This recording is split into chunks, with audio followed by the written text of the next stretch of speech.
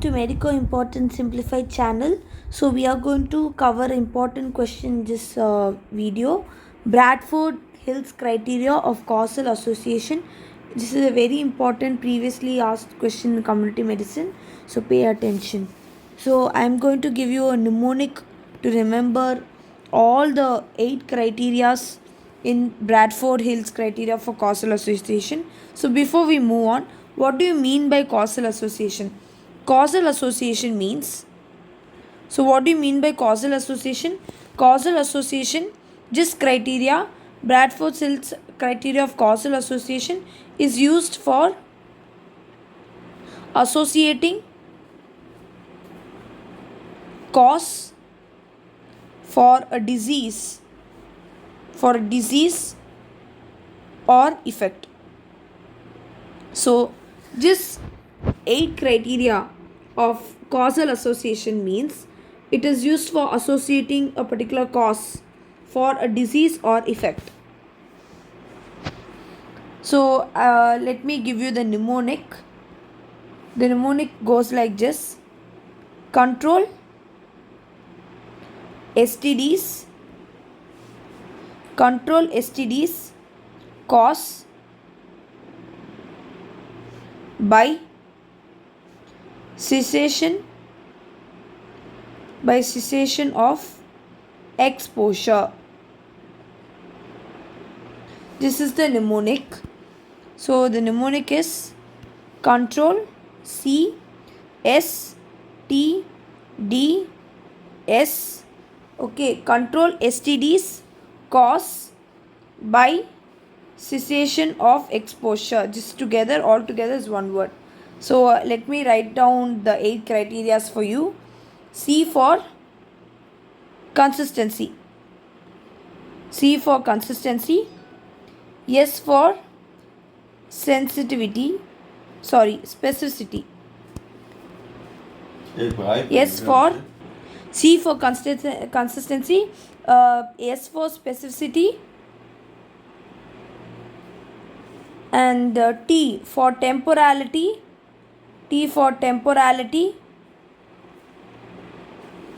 And D for dose response.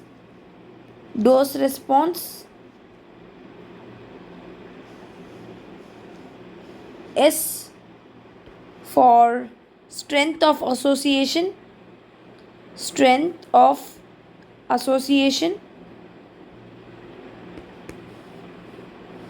And then again C for coherence.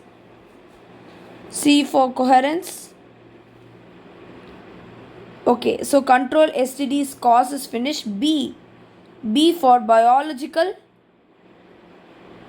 plausibility.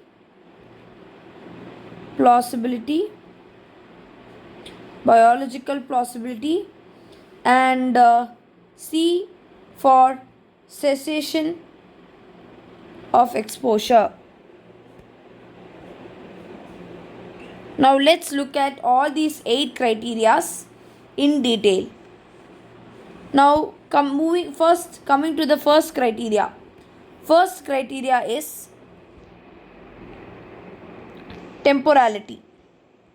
So temporality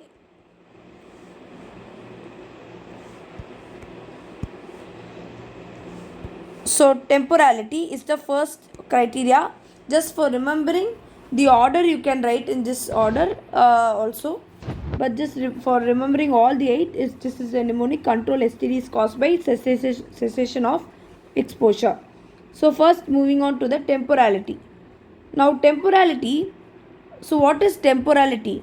Cause, we know, or any kind of effect, a cause will be there. So cause precedes effect. And this temporality is the most important criterion in the Bradford-Hill's criteria. This is an important MCQ. Which is the most important criterion? It is temporality. And temporality is best established by Hill's criteria. So which criteria is best established by Hill's criteria? The answer is temporality is best established by Hill's criteria.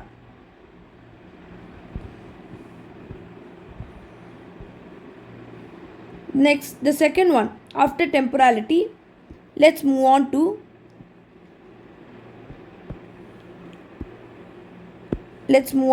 the second one, specificity. So what is specificity? Specificity means it's basically, it implies a one-to-one. Specificity implies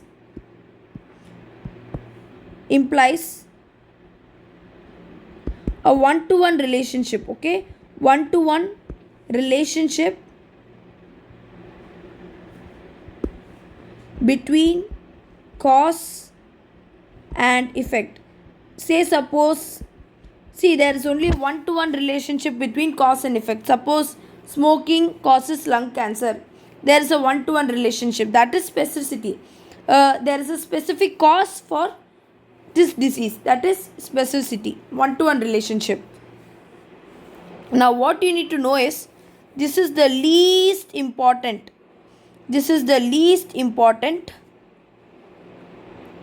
Or the most difficult to establish. So this is another MCQ. Which of the following Hill's criteria is the least important or most difficult to establish? The answer is specificity.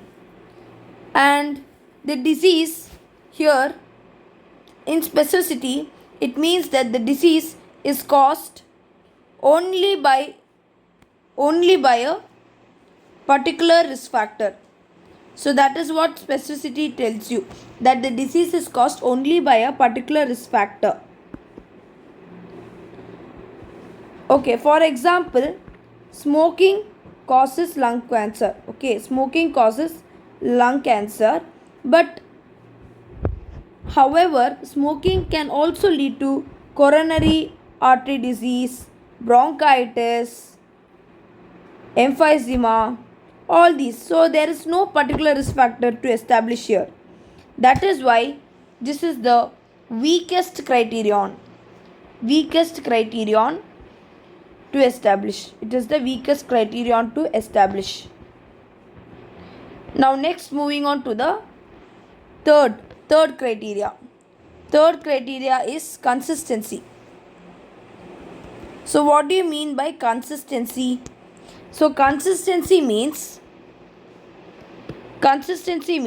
repeatability or reliability or precision. So what is this consistency? Suppose there are two study methods. See, you have cohort study, case study. So basically, a particular study can be done in many methods. Either it can be cohort method or a case control study. So different studies are done by different methods. But if at all the results of this study, if the results of multiple studies are repeated, then it will be more precise. It will be repeated and it will be more precise and more reliable. That is the meaning of consistency. So in consistency, the results are replicated when studied in different settings and by different methods. So consistency means repeatability or reliability or precision. That is, results are replicated. Okay, results are replicated when the study is going to be in different settings and in different methods. Now moving on to the next fourth criteria. The fourth one is strength of association. So we have all learned in epidemiology strength of association in case of cohort study and case control study. So it's very simple. Strength of association is given as relative risk in case of cohort study, and it is given as odds ratio. Odds ratio in case of case control study. So relative risk or odds ratio is the strength of association, right? Now larger the relative risk, so there is going to be more likelihood, there is more likelihood of causal association. So more the relative risk is, the causal association also will be more, the likelihood will be more. Now next, moving on to the next criteria, biological plausibility. So what do you mean by the term plausibility? Plausibility means reasonable or worthy of approval. Okay, so plausibility means something which is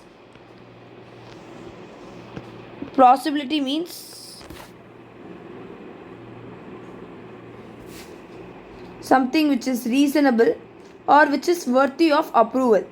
Now biological plausibility means the results are scientifically rational. That is the meaning of biological plausibility. So the results of the study must be scientifically rational. Rational means explainable. So all of the entire research should be explainable and rational scientifically. That is the association, okay, the causal association agrees with the current understanding of response of cells, tissues, organ and system to stimuli. So again I am repeating, what is biological plausibility? Plausibility means it's reasonable. So the results are going to be scientifically rational or explainable. Therefore, that is the causal association must be agreeing with the current understanding of response of cells, tissue, organ or system of stimuli. Now next, moving on to the next criteria, that is coherence. So what do you mean by coherence? Coherence, the word coherence means support. So what that means, studies must support each other's results. So the studies must support each other's results. And coherence with known facts are thought to be relevant. So in any study, coherence with known facts are thought to be relevant.